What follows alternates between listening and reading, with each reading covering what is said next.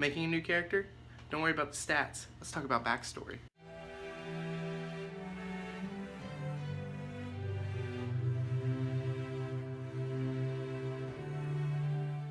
Hey guys, Livid here, and today I thought we'd talk a little bit about backstories for your character and how you can use that to roleplay your character a lot better and keep from acting as though yourself. It really helps to have a backstory to know what your character would do in each kind of situation and to then act as they would rather than how you would yourself.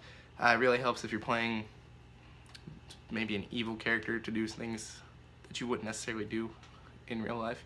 So before we start, I'm actually going to put in the description a link to the backstory for a druid that I played recently in a campaign with a bunch of friends named Viren Stormroot. He's a human druid, and the backstory isn't anything crazy, but it gives you a little bit extra depth and can kind of give you an idea of where I'm going. I think I wrote it in maybe 2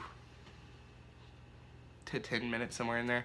It wasn't anything crazy, and it really helped the DM to weave characters from our backstories into the campaign to help each player get their own time to act and kind of pull everybody into the story a little bit better and flush out and make the world a little bit better. Alright, so to get into this, the first thing that we're going to talk about is you need to take into consideration your race and your class when you're working on your backstory. If you're playing a human in a mostly human-centered world, you're going to get treated a lot different and have probably a better upbringing than if you're, say, a tiefling in a world that things like that are frowned upon. That really helps to kind of know what you should expect if the DM throws that at you, to kind of already have an idea of how that character reacts to, you know, being discriminated against or anything like that. Big part could be your class too. Say you're playing barbarian. You probably have more of a warrior-like nomadic background, nomadic background, where you just kind of move place to place and you're not really too keen on settling in one place or another. So say your party is asked to stay and defend a town, you might not be too happy with that. But say if you're a druid, you might have a love for nature, and so if there's a town that's completely deforesting the area around it, you might not be too happy with that. It just really gives you something to give your character a little bit of depth to kind of play around with once you're in the game to keep things interesting. Especially if you and another player have very differing backgrounds and kind of disagree, butt heads a little bit. I've had that before, and it makes for some fun role-playing. Another big thing that you need to consider is not every character needs to have a tragic backstory. I know it's very, very common, and everybody thinks that they need to be an orphan. They grew up on the streets not doing too hot, and now they're in this big way of trying to find their own self-worth and all this, but sometimes it can be more beneficial to just be a normal average farmer or barkeeper or just somebody that's just out to do good. Say your party's traveling through the town that you're from. Rather than pay for an inn, you can just stay with your family. You could always have family members that come to help you.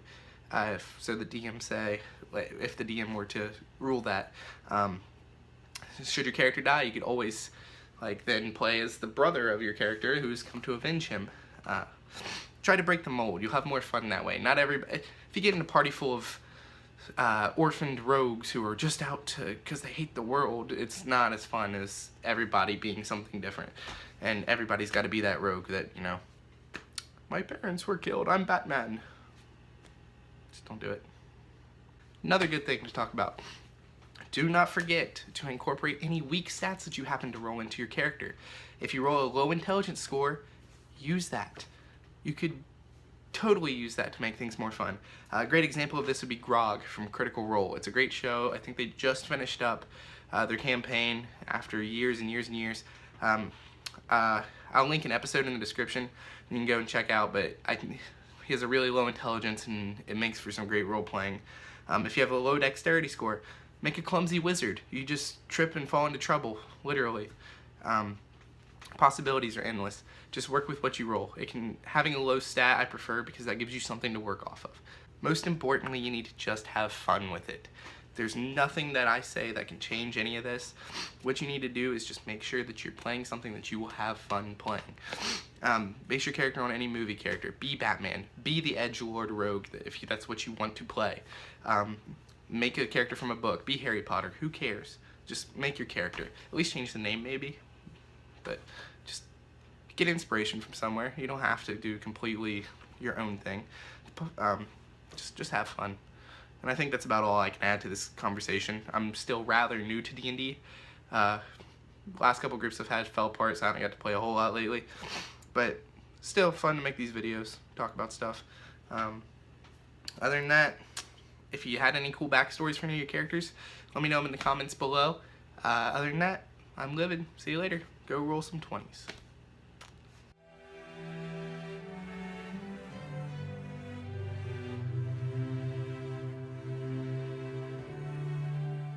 A link to the backstory of...